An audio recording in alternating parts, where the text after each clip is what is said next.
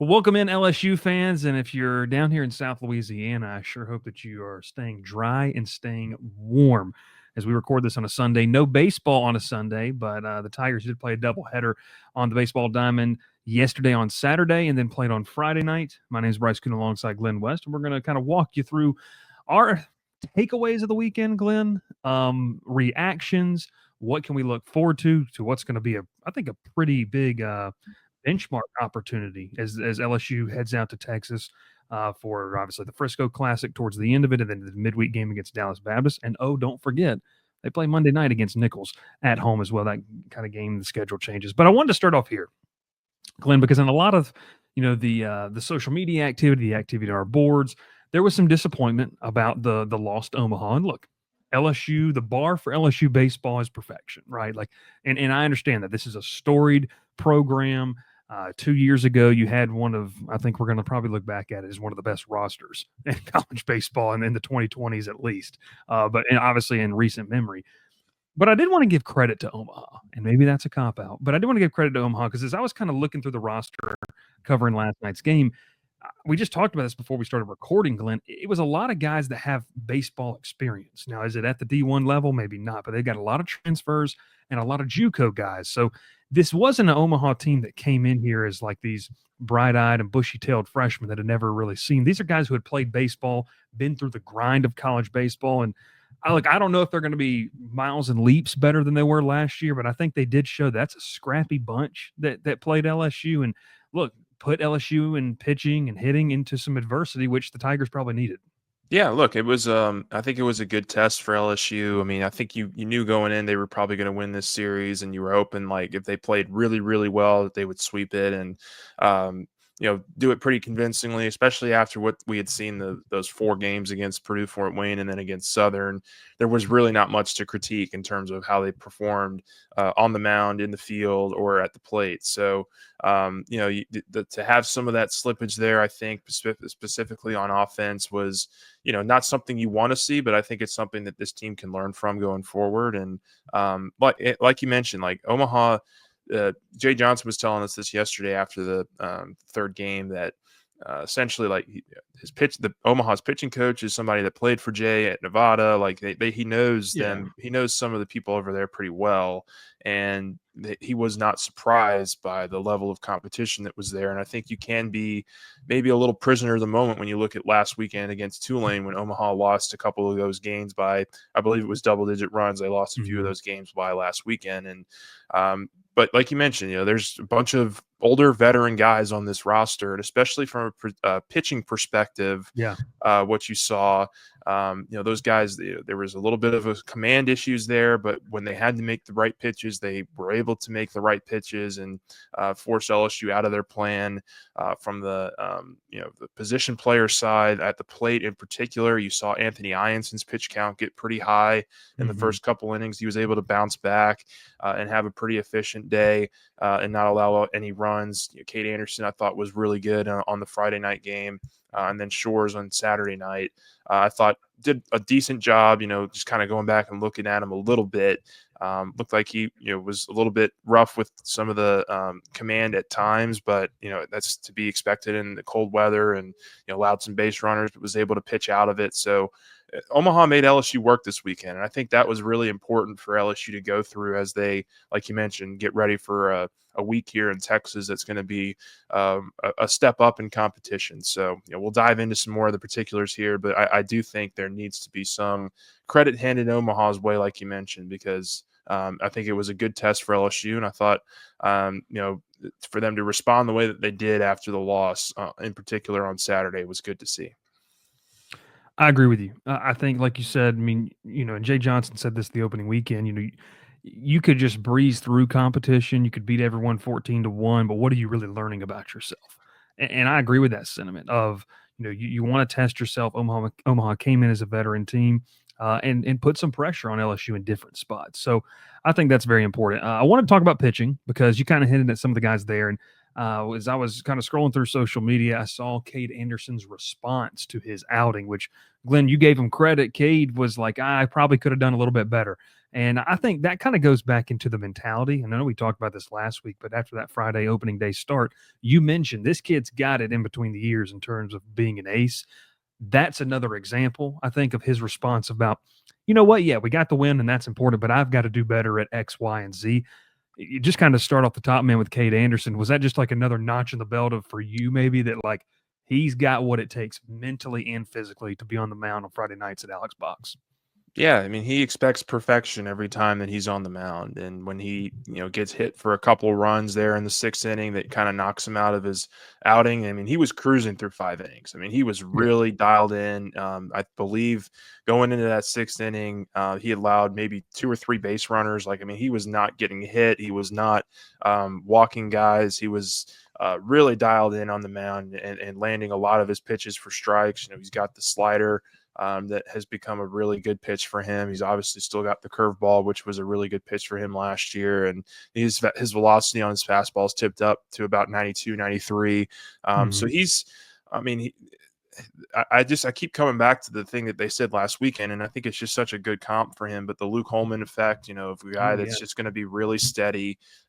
He'll give up some hits, he could give up some runs, but he's never going to get out of his out of what he's trying to do on the mound. He knows who he is as a pitcher, and one of the quotes that I'll probably be remembering for a little bit now is just how he wants to make things boring as possible on Friday night from a pitcher's perspective. I mean, that's you saw the electricity of a guy like Paul Skeens a couple of years ago, but when you have that steady guy that's just going to throw a lot of strikes and make a hitter work to get on base, that can be just as effective in a Friday night starting role. And I think he's not going to be relinquishing that position anytime soon. I mean, just listening to what he said and what Jay Johnson said after the game, he seems pretty solidified in on that spot. And so, he certainly would have liked to have had a better 6th inning there. I think he allowed 2 Mhm. runs before he was replaced for Connor Bench, who came in and got the last 2 outs of that and limited the damage there.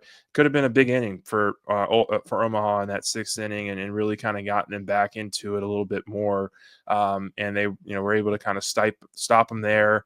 Hand it over to the true freshman and Maverick Rizzi, who pitched the 7th inning, and then Case and Evans slammed the door on the 8th and 9th innings. And man, watching Case and Evans pitch twice now live in that kind of closer role, that kid looks like he's ready for some real meaningful innings in SEC Yeah. play. I mean, I Yeah. hate to put that on him so early, but like he's throwing 96, 97 with a hell of a slider. I mean, that Oh, thing's going it's 85, brutal. 86. It rivals Paul Skeen's slider in my opinion from a velocity standpoint. I mean, and the way that it's shaped, and it's only going to get better. Like, I mean, he's only going to get stronger over the next couple of years that he's in Baton Rouge. So he's a really exciting player, and I can see why Jay and that pitching staff, they really wanted to extend him to see if he could potentially be a starter, and he might get a spot start here and there. I think he's probably poised to maybe be the closer for this team in a lot of these close games. But Mhm. for him to slam the door the way that he did, I believe he struck out 3 or 4 of the 6 batters that he faced on Friday, and just did a really nice job. He actually struck out 5, so he faced 7 and he struck out 5 of them. That's efficient. Yeah, 24 of his 34 pitches landed for strikes. For Rizzi, 13 of his 20 pitches landed for strikes. He struck out 1. So to see that effort from the freshman here in week 1 or in week 2, really really impressive. And I thought the pitching performance on Friday is what won LSU the game, because there were some struggles that you started to see that on offense that kind of bled into Saturday a little bit, and what we can talk about next perhaps. Yeah, I want to talk though real quick just about, you mentioned the freshmen and just the way this bullpen shapes up. And I believe we got the question on our board of like who are the go-to options? Like who do you see? And we were kind of preseason like there's just a lot of names. Like in our preview, we're like, there's a lot of names.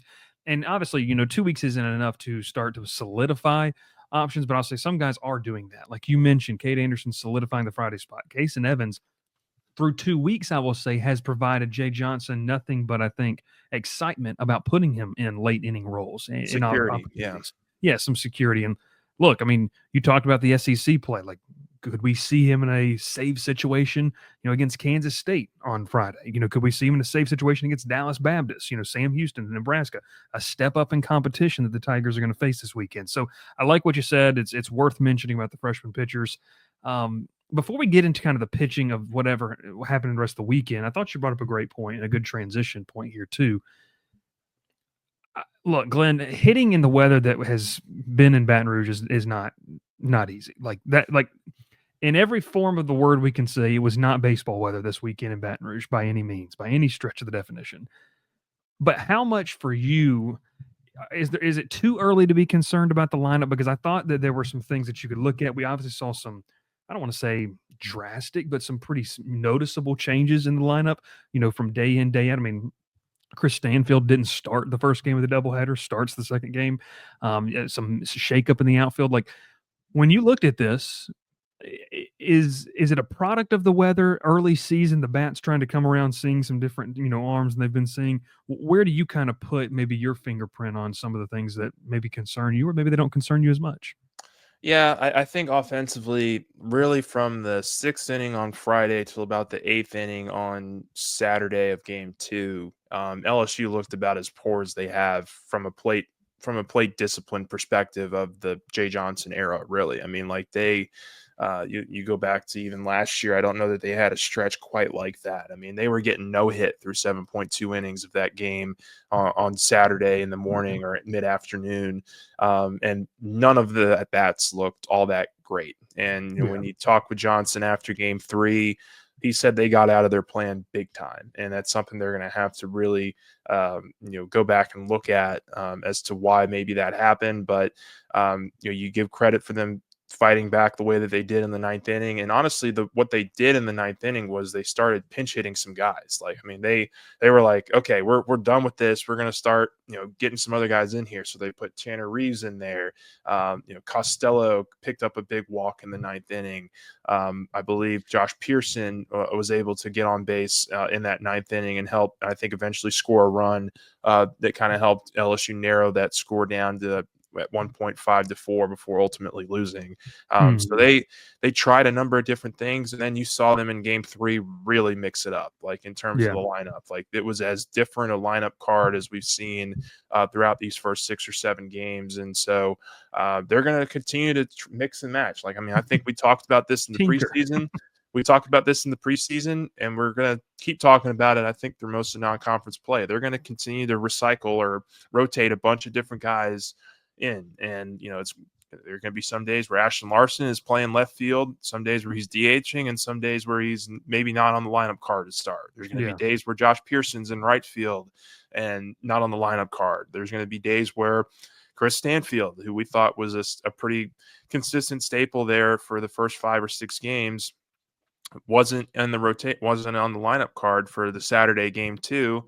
And he's like, I think he's going to be somebody that could potentially be rotating in and out as well. Like, I mean, Mhm. there's going to be a lot of movement here in the outfield. I think catcher, we saw some solidification there with Luis Hernandez. I think he probably looked the sharpest, A good arm particularly too, Glenn. particularly in Good that arm. game three. You can speak to him a little bit more, but just from an offensive perspective, I'll just roll through the numbers here from that stretch that I was talking about, because I did get off on a little bit of a tangent there. LSU, from that kind of sixth inning on, and really the first 2 games, they went 6 of 27 with runners on base, which is a 222 average. And then they went 4 for 22 with runners in scoring position, which is a 181 average, which it's not going to get it done. Like, they've Yeah. got to be better when they get guys on base, because they were getting guys on base. Like, despite being no hit through 7.2 innings on Saturday in game two, they still had 8 or 9 guys on base, like through free pass, through walks, and through hit by pitches. Like, they were putting together some disciplined at bats, but it's just when they got those guys on base, it was getting out of their plan. They were swinging at balls that they shouldn't have. This offense is very much predicated on, waiting on their pitch and waiting on the pitch that's going to be the most advantageous for them to get on base. And they do a lot of research on what those pitches are for each particular pitcher that's on the mound at that particular time for the opponent. And Mhm. so, they didn't attack the ball the right way.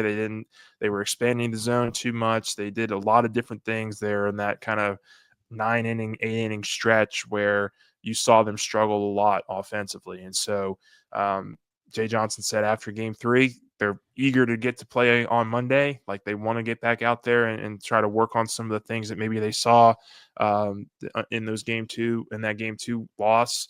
But I think offensively, it's probably a little too early to still hit the panic button on this thing. Yeah. But what we did see was the floor of this team when they're not executing their plan, and it's not very pretty. So you got to hope that they don't hit that level again, and that they can kind of find some more balance and find some more consistency going forward. You talk about just a rotation of outfielders, and it kind of does stand out amongst all that. Who was the constant name? Derek Curiel. I think Jay Johnson loves what he brings to the table. Fans love what he brings to the table, and I do. Just have watching. And then obviously with what you said about the catcher position, I mean, look, Hernandez, man, he had a throw down a couple times this weekend, but I can't remember if it was Saturday or Friday night. I guess it was or Saturday, where Hernandez throws down, and you talk about the throw being on the money for a middle infielder. I mean, it was just textbook on top of the bag. And so, obviously with what he can bring with the bat as well, I mean, I think that's something where they're going to tinker and they're going to rotate with different opportunities with different guys elsewhere. But I do believe, and maybe this is just the wishful thinking after kind of seeing, last year, the, revolving door we saw, and then it was Alex Milazzo, for pretty much the rest of the season behind the plate.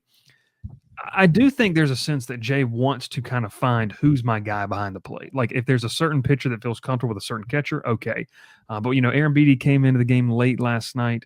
But Hernandez just feels like a guy that I don't know where it is, Glenn. Maybe just the most polished in terms of what they have at the position, in terms of behind the plate and with the bat at times. I mean, I think there's upside for other guys, but I just think that that's where they kind of feel like they're the best with those opportunities. So I think, and to your point about the offense, look, it's the second week of the season, and I understand that you and I maybe sat out here last year and said the same thing. Hey, it's going to be okay. It's going to be okay. It's going to be okay. Maybe we said that far too long at times. But I really do truly believe that the sample size for baseball is one that you have to understand. It's just different. It's not like basketball. It's not like football. Like you have to have a pretty sizable sample size to be able to kind of gauge, okay, what's really Offensive happening here. offensive baseball is designed to fail. Like the best Yes, players are successful 35% of the time, maybe. Like if maybe. you're a really, really good player, I mean, Dylan Cruz hit what 460 his last year at LSU, and it's one of the greatest offensive hitting seasons of all time, or is up Yeah, there. I mean, he was batting 500 for well a into long time. April or close to Yeah, May at one point, and everybody was like, "Oh my god, this dude is just unbelievable." So, yeah, look, there's going to be some give and take here in the first several weeks of the season. I think as LSU kind of settles in on a rotation and kind of settles in on the 9, 10, 11, 12 best guys that they feel like are going to be staples for them in SEC play, because let's be real, like they're gonna whittle this thing down a little bit. Like you're not yeah, going to have 16, 17 different guys playing and rotating in once you get to like Tennessee or anything like that. Like yeah, there's going to be a pretty consistent rotation. So I think finding those players, and look, I think part of maybe what this weekend was like from a pitching perspective, for example, they wanted to try some things out when LSU was in a tough spot there in the in game 2 when I think they had given up 2 runs, or they were they were teetering there in that 5 inning stretch. They brought in Connor Benj again for a second straight day to try to get the mhm, last couple outs of that inning. And unfortunately, he gave up a 3-run home run. He wasn't able to help pick Fontenot up, who had just hit 2 batters. So they're going to continue trying different things, and like there's going to yeah, be some failure in that. And I think it's the only way you can have success long term is if you try those things out and you see what works, see what doesn't work, and then you just lean into what has been working. So there's going to yeah. be there's going to be more of that to come here in the weeks ahead, and there could be some failure that comes along with it. LSU could lose 2 or 3 games in non-conference play, and it won't be the end of the world Mhm. because the SEC schedule is so deep and so dominant. Robust. Yeah, with talent, I mean, like it's going to be you're going to have a lot of opportunities to make up for it and still have the end goals that you want to have by the end of the season. So, Yeah. yeah, that's I think that was probably my biggest takeaway from this weekend is that they're going to be trying a lot of different things, and that's what they've religiously said from the very beginning of the preseason when they got back from the winter break. So no Yeah. real breaking news there, but it's going A to reminder of sorts. it's going to continue to look a little bit different here as we get in deeper into the season. I did want to hit on this real quick. We talked about obviously the pitching on Saturday, and maybe you want to speak a little bit to the work of Ianson, who I was listening to the radio pregame show, and they were talking with Josh George just about what Ianson brings to the table, in just terms of it's just different. And I go back to when I asked Ianson the question about his, percentage of usage of breaking ball and fastball, and I think he's a nice change of pace in the weekend rotation right now. Like when you have a guy like Cade Anderson coming from the left side, yep, he's going to sit, low to mid 90s. You've got obviously Chase Shores in that typical third game Sunday role. And then you kind of throw Ianson where, yeah, he's going to throw the fastball and he's got some velo, but he is really comfortable mixing in and really, Glenn, for lack of better words, using the breaking ball. Um, as a not just a secondary pitch, but to set up the fastball at times. I mean, that's where his mix sits in. So, wanted to kind of get your thoughts on Ianson's outing, and then we can talk about Chase Shores there on Saturday evening as well. Yeah, I thought Ianson looked pretty solid. I mean, like he was the reason that LSU was kind of still hanging around in that game because offensively they weren't doing anything or showing much of anything that believed that they were going to win that game. I think you kind of hoped that they would be able to put it together as that outing was going on, but it Mhm. was really Ianson's outing. I thought on Saturday that was the most important part or most important takeaway. That and Cooper Williams, I will say though, the freshman, the Cooper Williams going 2 innings and Yeah. retiring the side in both of his innings, I thought was really important. So, he looked really solid. But yeah, look, Ianson, the thing with him, I think, is always going to be just pitch location. I mean, he doesn't throw the hardest. I think he was sitting around 91, 92 Yeah. yesterday, but he worked in a really nice curveball. I mean, that thing it has some serious bend to it, and when it's landing for strikes, it's really hard to hit. I will say Omaha drove up his pitch count in the first two Yeah. innings pretty high. I mean, he was close to 60 pitches, I think, through 2 innings, or maybe it was 50 pitches. He was around there after 2 innings. And so you weren't sure how deep he was going to go, but he ends up, I think, going 3 up, 3 down in a couple of those innings down the stretch, and he's able to get through 6 and really kind of leave the bullpen up to get out those final 9 outs. And the bullpen just unfortunately in that seventh inning wasn't able to get it done for him. So I thought Ianson looked really solid. I'd love to hear your thoughts on Shores because you got to watch him a little bit more than Mhm. I did. I just saw some of the highlights of the game from the game 3 on Saturday, but I thought, look, Ianson's not going anywhere. Anderson's not going anywhere. I don't think Shores is going anywhere either. Yeah, and it almost, man, it just creates some really good competition. I'll say that. Like you mentioned, Ianson, and doesn't have necessarily the velo that the other two guys have, but just his ability. Well, by the way, I wrote this and it kept coming up as an error, so I'm going to let Jay Johnson know. I'm just kidding. Pitchability is not technically a word by the English dictionary, but don't tell him that. But the pitchability of these guys is very different, and I think it serves them very well. What I did want to mention about Chase Shores, though, is one of the things that I saw as he got later into that game, and I wanted to make sure I got the pitch count right there on Shore. So Chase Shores threw, and I make sure I got it here. Um, Shores threw 84 pitches, 55 which were strikes. At like pitch 78, 79, okay? He's hitting 97, 98. Now, Yeah. Glenn, that reminds us of a fella 2 years ago who was doing that similar type of stuff. And I'm not going to compare the two. They're obviously going to be compared with the size and the frame and the velo and all that kind of stuff. But what I think stands out is that the conditioning of Shores, being able to, he wasn't laboring towards the end of that outing. And I think that was something that I would kind of notice there, obviously early on. But, goes 5 innings, 3 hits, no runs. He did walk two, but he struck out 6 of the 20 batters that he faced there as well. And like I said, it got to 84 pitches. That pitch count's going to, continue to go up. But what I loved, and this is what we were talking about, with some of the guys as your middle innings relief who have starting experience, it really allows you to bridge to the back end of the bullpen. So Shores goes 5. What did they do? that throws Zach Cohen in, who goes flawless, completely perfect outing, strikes out the side in one of his innings. He goes 2 innings, strikes out 3. And you look up and you say, okay, we've got a big lead, and now we're sitting here in the 7th inning with, we can really get creative with where we want to go. And I think that is, I obviously didn't get to ask Jay the question, but I think if you really kind of looked at that, just hyper focused on that, that's what they want that to look like. Let's Yeah. throw Shores for 5, 6, see if we can get Cohen for 2 more, and then we find ourselves in the 8th, 9th. Like, you can get that in SEC play, man.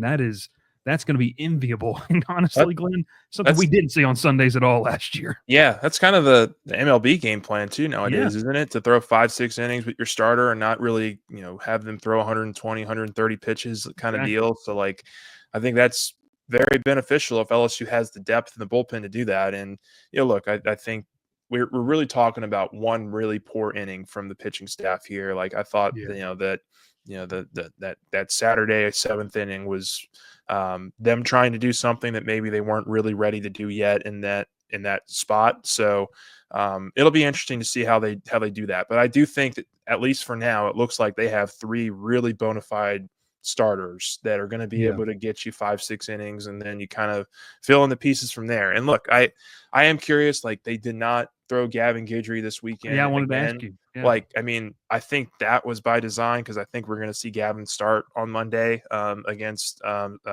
Nichols. So, but in another situation like that, do maybe they think about going to Guidry there instead of Benj on Saturday? Like, do they, do they, yeah. do they like? Yeah, I don't know what the thinking was there, and again, I think it was this them trying to do something that maybe they weren't ready for. And outside of that, look, I mean, there's just nothing to really pick apart here with this pitching staff right now. They're hitting the zone. They're finding a lot of they're throwing a lot of pitches for strikes, and they're not giving a lot of free passes away to batters. That was a huge problem early in the season last year for that staff.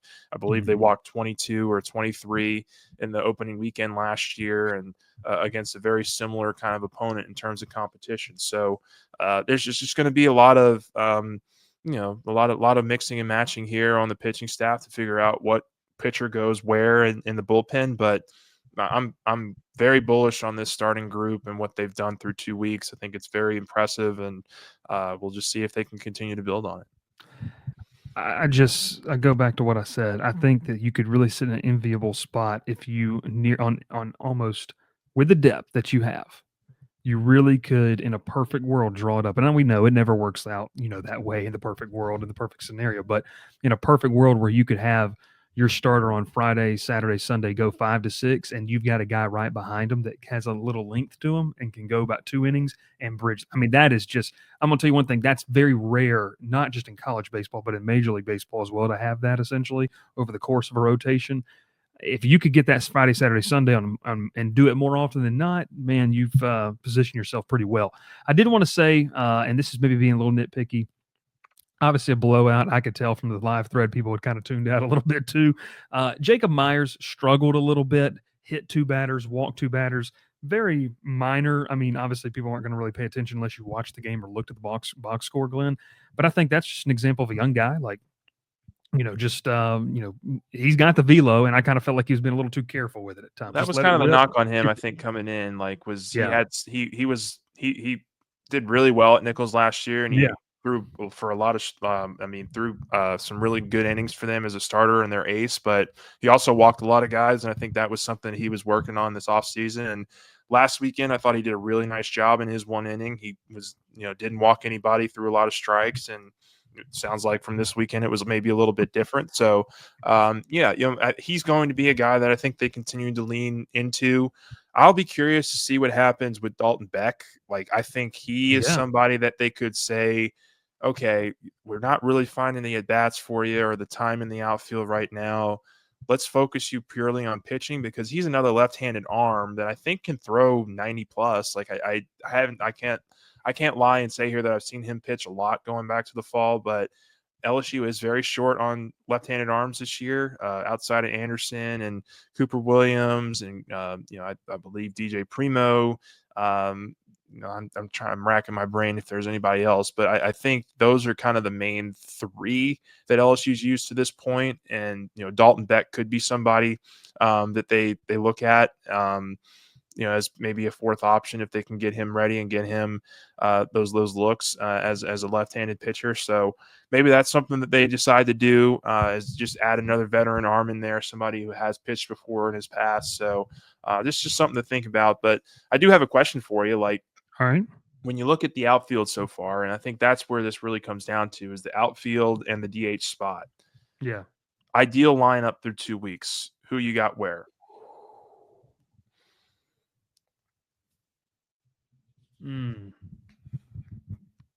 Okay. Maybe I'm cheating here. Curiel has to be either in center or left. Yeah. Like he's in there.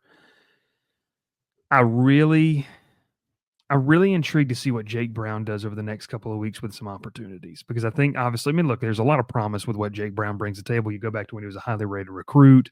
But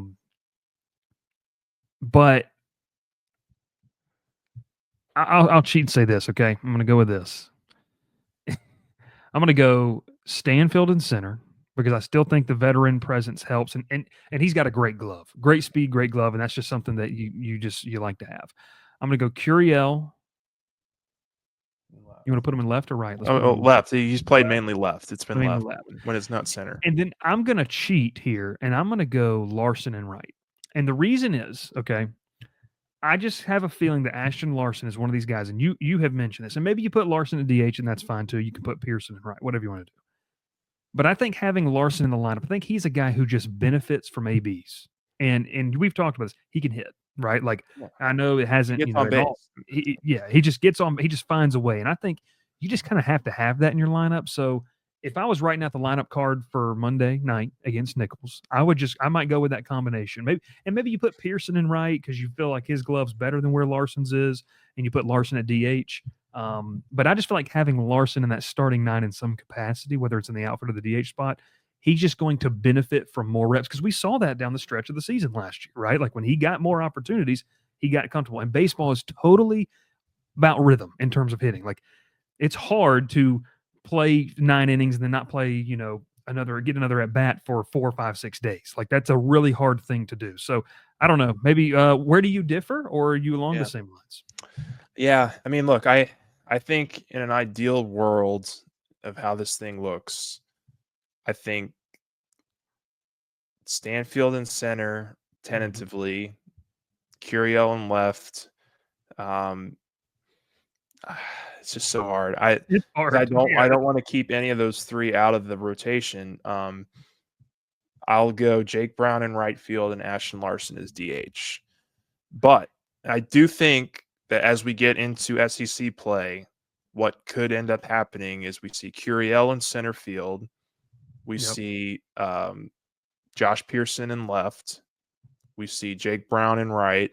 And I think we see Ashton Larson as DH. I think that could be something that they ultimately settle on. And that's nothing against Chris Stanfield. I think he's a really good player, and I think he's going to make a lot of plays, and he's going to be in and out of the lineup, I think, a lot this year. Like, I think he's going to be kind of your defensive anchor for a lot of these games. And then I think there's going to be times where LSU just needs more offense. And I think right now, through 2 weeks, you could say which upside lineup gives you the most offensive upside. Like, which lineup gives you the most upside offensively? And I think it's Curiel, Pearson, Brown, Larson, some combination of that right now. Doesn't mean that can't change. No, it can change. But I see it right now. I'll even add to that, Glenn, because you just trotted a lineup out there that against a right-handed pitcher is a nightmare. All lefties. So if you face a dominant lefty, you could, and hear me out here, you could say, okay, let's roll with, Stanfield in center, maybe, to put a right-handed bat out there, and could Ethan Fry join the conversation at the DH spot? Yeah. So it's really. It's an enviable spot, but I'm going to tell you one thing. The ability to keep all these guys happy who could be starting elsewhere that's going to be a crazy storyline of the course this year, because that's I mean, and I want to be very respectful in the way I say this because he's playing. I haven't really paid attention to what they've done up there, but I don't think Chris Stanfield's going to enter Paxton Kling territory where it was like No, not no. really offering offensive stuff, but you just put him in the ninth inning because he's a good fielder. I think he can. I think there'll be situational opportunities if that lineup that you talked about does come to fruition, where Stanfield comes in as a pinch hitter in the seventh inning against a left-handed pitcher, and then you don't have to worry about a drop off or anything like that because he's been in big spots before. So, Yeah, and look, it's easy to once be again, wanted to prisoner be of the respectful of Paxton Kling and what he's got going on at Penn State, but I don't think that would become that type of scenario. I mean, maybe that's just an opinion that I yeah, have. and it's easy to be prisoner of the moment too. Like, I mean, Stanfield struck out 3 times on Friday, didn't look very good in that leadoff spot on Friday, but I thought he bounced back well on He Sunday. did. Did he look like he put together some pretty good at bats on Sunday? I think Yeah, he had yeah. one I hit. believe he went 1 for 3. I think I've Yeah, got the box score here. One for 3 with an RBI. yeah. So, like, Yeah, I mean, and so yeah. Look, quality at we're bats. still super early into the year. I just thought that'd be a fun question to throw out there, just to Yeah, kind of I get our like it. early thoughts on what this looks like now and what it could end up looking like. I thought that was important to. And I wanted to go back to it because we've talked a lot about, and I know fans want to see more small ball. If you go back, how did Stanfield get sacrifice bunt, brought Yeah, home a run? So just in terms of whatever, here's maybe the bottom line of it, Glenn. There's a ton of options, and I think whatever style that Jay feels like they need to play that day, this team can win in different ways. Whether it's a righty or lefty on the mound, they've got interchangeable pieces where I don't feel like there's a drastic drop off. Maybe there is, in the details and the analytics, but in terms of just watching the guys on the field, I don't think there's a massive drop off if you put Jake Brown in right, or you put Josh Pearson somewhere. You put with all the different combinations, you're going to get some serious level play. But that lineup you threw out there, I mean, I just love the fact that we're talking about Derek Curiel and he's played 8 games as a college baseball player, and it's like, yeah, he's good. Just keep him out there. We'll rotate around him, whatever he needs to do, because man, that kid is he's special. He's yeah. just special. You have so much trust in him when he's out there or at the plate that he's going to make something happen. So yeah, I think he's the one guy right now that you're like, don't touch him. Like, he's fine where he is, Let whether him it's keep center playing, field get or some out for ABs. left Yeah, field. Yeah, yeah. yeah, Let him learn as a freshman, and even if he goes through some growing pains, as I'm sure he will at some point this year, just continue to get him those ABs and yeah. just continue to know that he's there. So yeah, I like it. I think that's a good place to leave it. But I think Yeah. that all these guys have played 5, 6, or 7 games too. Like, I mean, they played 7 games. Pearson's appeared in 5, or no, Pearson's appeared in 6. Ethan Fry's appeared in 5, but everybody else has appeared in 7 that we just talked about. So Mm-hmm. they're still finding opportunities for them to get in the game. It's just which ones start, which ones play the most, which one. Like, I think that, like you mentioned, those are the conversations that are going to be had throughout the entirety of the of the season. And it's that communication aspect that Jay Johnson has told us that he prides himself on as a coach, that they keep these guys Yeah. very informed about where they are in the pecking order at that moment, and to continue working and see if it won't change. So Yeah, I like it. Also, shout out Luis Hernandez. He's got better wheels than I thought he did on some of the doubles he hit this weekend. So don't sleep on the catcher and their speed. Okay. Speaking as a former catcher at a lower level, we can do some things. So yeah, there you go. there you There go. we go. Glen West, my name is Bryce Koon. A big week coming up for LSU baseball. Obviously, Nichols on Monday. So if you're tuning in, and we really didn't talk about Nichols, that game's on Monday. And then Wednesday, headed to Arlington, where they're going to be playing. That should be a fun one, obviously. Dallas Baptist, so a ranked opponent right there to kind of kick things off. And then they'll head up the road to Frisco, where it'll be a fun matchup. Kansas State beat Arkansas last week. So that's Kansas State on Friday. Then they're going to play Nebraska on Saturday, and they'll round it out with Sam Houston next Sunday. So like I said, Glenn, step up in competition. It's going to be a lot of fun to watch, and we'll be back next Sunday with another great podcast talking about the week that is LSU baseball and more. And also stay tuned to the channel, stay tuned to the forums and everything, because spring ball is right around the corner. So I have another podcast this week talking about Harold Perkins. News coming out about Harold Perkins. What do you think about him? And spring football just in general. We really haven't talked in depth about the Juwan Johnson move. That news broken during our last baseball Yeah. podcast, but I'm excited. I'm excited to talk some spring football. It'll be a lot of fun. A lot of fun over on the channel. He is Glen West. My name is Bryce Koon. Make sure you check us out on all those social platforms. Head over to Go 24/7. Get that subscription to come hang out with a great crew all spring, summer, and fall long. We'll catch you next time here on the Go 24/7 podcast.